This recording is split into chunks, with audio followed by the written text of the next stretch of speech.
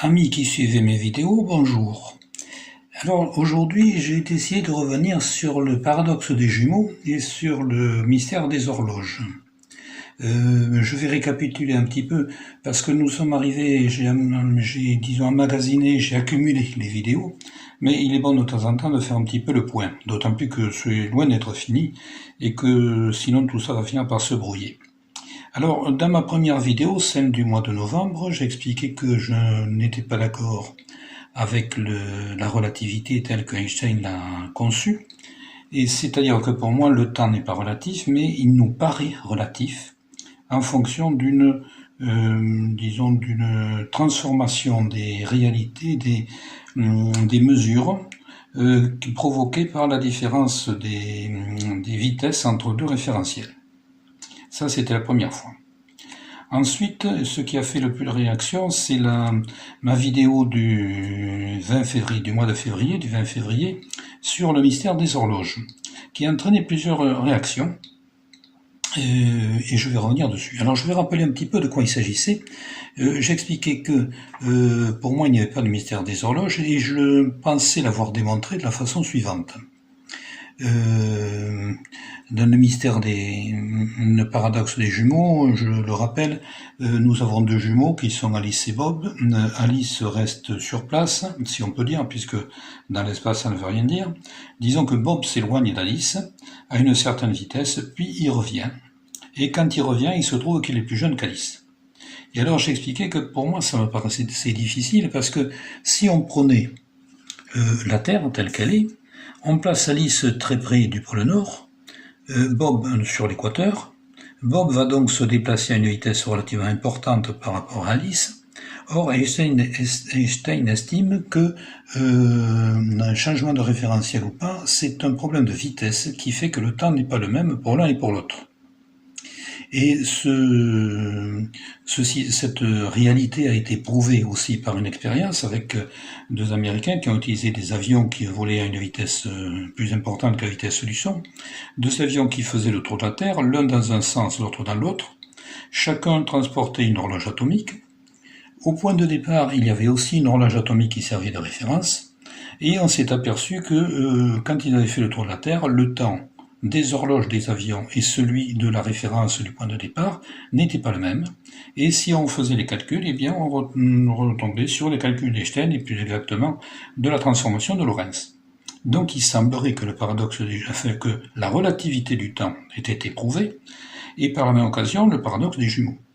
Or moi je disais, si on avait fait une expérience, si on avait mis une horloge atomique avec Alice placée près du pôle, et une autre près de Bob placée sur l'équateur, on se trouve un petit peu dans la même situation que nous avions avec Bob, et le point de départ avec Alice, et à ce moment-là, on doit logiquement trouver la même différence de temps. Et je disais, mais le problème c'est que comme ils sont tous les deux sur le même méridien, le temps en nombre de jours passés va être le même pour Alice et pour Bob. Le nombre de levées de soleil sera le même. Donc nous aurons en temps de calendrier terrestre des temps identiques et en temps calculé par les horloges des temps différents. Alors il y a eu quelques réactions. Il y a eu en particulier Alunowski qui était un petit peu circonspect, mais qui me disait c'est vrai que de toute façon on est obligé de réactiver et de réajuster en permanence les horloges des satellites, donc ce qui semblerait bien prouver toujours la relativité du temps, mais ça se trouve en contradiction avec ce que j'ai expliqué. Nous avions ensuite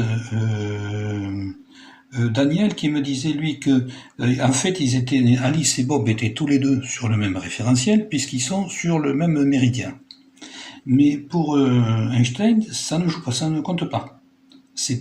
La vitesse joue, même référentiel ou pas même référentiel. Et moi je disais, mais de toute façon, quand nous avons nos avions qui font le tour, c'est un petit peu la même chose. On pourrait considérer qu'ils ne sont pas sur le même méridien. Mais par rapport à la Terre, ils sont sur le même parallèle à ce moment-là, puisqu'ils font le tour au niveau de l'équateur. On peut aussi leur faire le tour en respectant un méridien. Et on doit normalement avoir le même résultat mathématique. Enfin, le constater et calculer mathématiquement. Donc le problème reste entier. Et j'ai ensuite une réaction aussi de Arnaud Martin, qui lui me disait mais c'est très intéressant parce que vous avez démontré là le caractère non isotrope des atomes. Alors c'est là-dessus que je voudrais revenir, et puis revenir là-dessus, et puis aussi proposer une démonstration expérimentale. Alors, comme j'ai déjà expliqué, moi je suis retraité vivant au fond d'une campagne, je n'ai pas les moyens de faire ce genre de choses. Et puis ma carrière est faite, je n'ai plus de carrière à faire maintenant. Moi je fais ça parce que j'aime la science, j'adore ça, ça me passionne. Je préfère ça que de faire des escape games, quoique c'est un petit peu du même genre intellectuellement. Je fais aussi des sudoku, pour ceux qui ont suivi mes vidéos. Bon, je fais un certain nombre de choses, je m'intéresse aussi à bien d'autres choses, mais je n'ai pas de carrière à faire et je ne cherche pas à m'imposer en la matière, ça ne m'intéresse pas. Ça ne m'intéresse plus, ma carrière est faite. Et alors, en revanche, je pense que ça pourrait intéresser quelqu'un. Je pense qu'il y a là, pour un thésard, un sujet de thèse assez extraordinaire. Il faudrait à ce moment-là placer une horloge atomique près du pôle, une horloge atomique sur l'équateur. On pourrait comparer ça avec les résultats d'une horloge atomique d'un ou de plusieurs satellites, ça c'est pas ce qui manque. Et ça serait quand même intéressant, parce que disons, à l'heure actuelle, la démonstration de la relativité restreinte vue par Einstein, la démonstration est faite en faculté en partant de tout un raisonnement, que j'ai d'ailleurs démonté dans ma dernière vidéo, celle du mois de juillet, parce que j'estime qu'elle n'est pas valable. Mais ce serait intéressant de le démontrer aussi sur le plan expérimental. Ensuite, la démonstration telle qu'elle a fait en faculté, même si moi je n'aime pas, si je la conteste, elle est basée sur l'isotropie de l'espace. Or là, on ne démontrerait pas que l'isotropie de l'espace n'existe pas, mais on démontrerait que c'est une hypothèse qui ne peut pas trop être retenue. Voilà qui devrait faire plaisir à Arnaud Martin qui soutenait ce point de vue. Et ça serait très intéressant. Et de toute façon, ça poserait le problème, toujours le même, celui des horloges. Moi je dis, ma thèse est que ce n'est pas un problème de relativité du temps, c'est un problème de fonctionnement des horloges. Et s'agissant d'horloges atomiques, c'est donc à l'intérieur de l'horloge que ça se passe, et donc suivant le fonctionnement, la périodicité de fonctionnement des atomes. Et ça, oui, c'est très intéressant. Et je reviendrai d'ailleurs dessus dans une autre prochaine vidéo. Mais qui viendra assez loin, parce qu'il y a du chemin à faire avant. J'ai prévu beaucoup de choses avant. Voilà, alors je tenais à rappeler ça, parce que je ne l'avais pas dit à l'époque, je me dis que ça serait intéressant. Pour moi, ça me semble éprouvé. Pour moi, ce système, mon raisonnement me semble suffisant pour prouver que le paradoxe des jumeaux n'existe pas. Je vois qu'il y a quand même une très très forte résistance à croire des idées, disons, contestataires à l'heure actuelle dans le domaine scientifique. Et donc, il me semble indispensable de parler d'une expérimentation. Voilà où était le sujet de ma vidéo aujourd'hui. Quand je parle d'ailleurs de résistance aux théories réfractaires, dirais-je, enfin théories qui sortent de l'ordinaire, j'envoie une preuve particulière avec ma démonstration du dernier théorème de Fermat. Personne ne la conteste, mais tout le monde s'en moque. Apparemment, ça n'intéresse personne. Or, sur le plan mathématique, ça me semble quand même intéressant. Voilà, alors si ça intéresse quelqu'un, eh bien, je tenais à dire ça. La prochaine fois, pour la vidéo du mois de septembre, je travaille sur une autre démonstration expérimentale, mais je ne suis pas encore au bout, je n'ai pas encore fini, donc on verra après.